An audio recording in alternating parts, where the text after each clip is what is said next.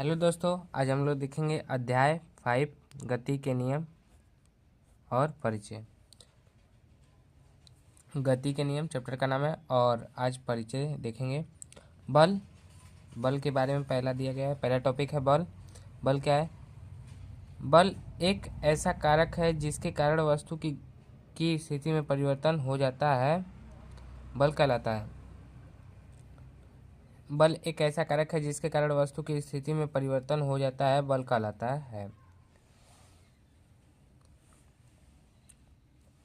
यदि कोई वस्तु विराम अवस्था में है तो विराम अवस्था में रहेगी जब तक उस वस्तु पर कोई बाह्य बल ना लगा हो। यदि कोई वस्तु विराम अवस्था में है तो वह विराम अवस्था में रहेगी जब तक उस पर कोई बाह्य बल न लगाया जाए। और दूसरा, जब कोई वस्तु गति की अवस्था में है तो गति की अवस्था में ही बनी रहेगी जब तक कि उस पर कोई बाह्य बल न लगाया जाए।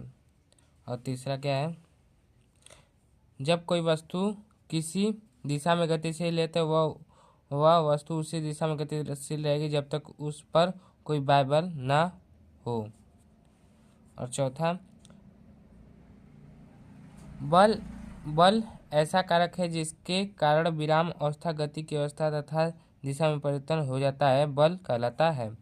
बल एक ऐसा कारक है जिसके कारण विराम अवस्था गति की अवस्था तथा दिशा में परिवर्तन हो जाता है, बल कहलाता है।